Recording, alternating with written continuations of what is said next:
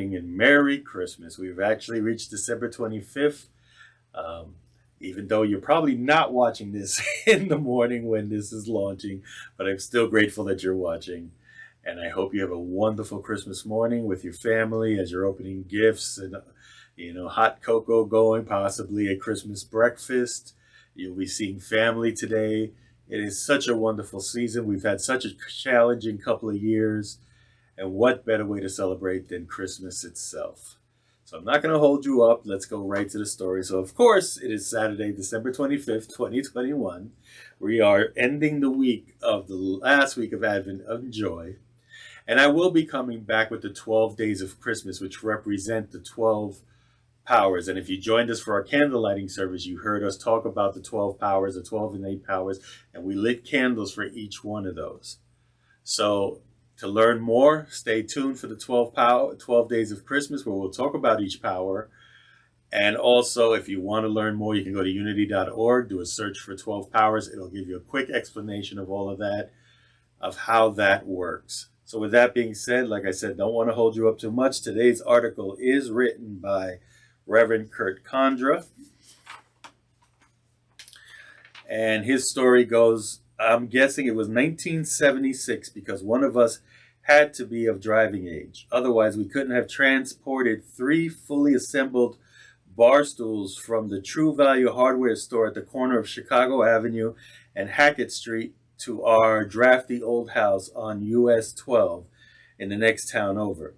We wrapped them in a tower that dwarfed our Christmas tree, barely clearing the ceilings. It took 5 rolls of blue paper patterned with green and gold ornaments. We were mistakenly convinced that wrapping and stacking bar stools would be sufficient to conceal the contents. The bar stools were Cindy's ideas. She had moved from her mom's place in Detroit to live with her father in his mobile home on a dirt road atop one of the highest hills in the country. Her dad and her mom had been dating for a while, but that was to be the first holiday that they both households would spend under the same roof. The bar stools would be our gift to her dad, bought with money pooled from all 5 kids. Looking back, it's clear that was a milestone in weaving together our 2 single-parent families, a complicated tapestry that required untangling some serious snags, undoubtedly exuberated by the grief and guilt children experience when their biological parents divorce. I still don't understand it, nor can I explain it.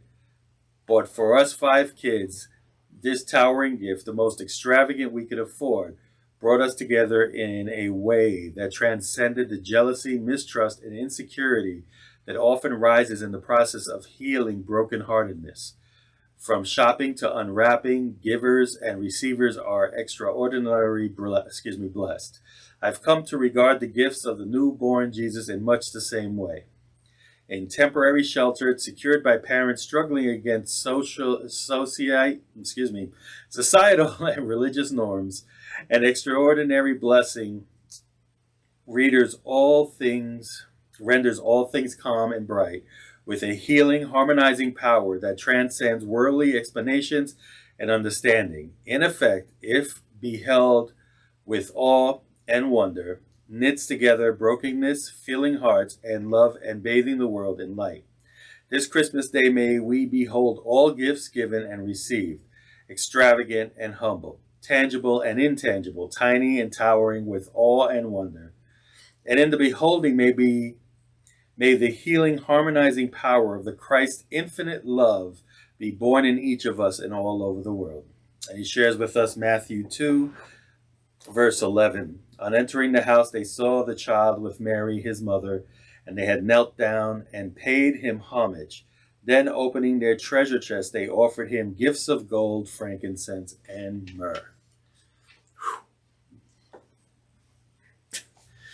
Santa's a little tired. But what a wonderful story. And again, we take those moments of despair, such as he used the divorcing parents, and we turn them into joy, and especially in this holiday season.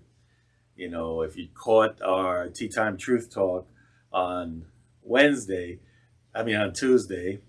we spoke about gift giving and how gifts can be taken in awe, even if it is something that we normally wouldn't accept or we wouldn't take or something we don't like.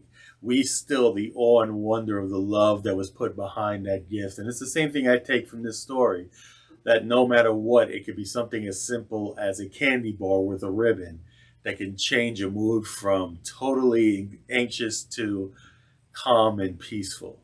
And that's what Christmas brings in my household, and I think in many households, when we allow joy to take over the season. So, with that, thank you for hanging out with me during the Advent season. Today is the last day of the 4 weeks of Advent, of joy. We've gone through faith, love, peace, and again, joy, and of course, our Christ Center.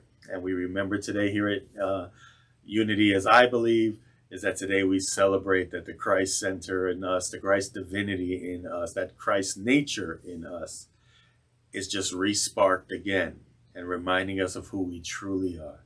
So tap into your divinity today. Have a wonderful Merry Christmas. And I will check each one of you out this week as we talk about the 12 days of Christmas using the same book. So you still got time to get your book online at unity.org. So with that, I will see you on the next episode.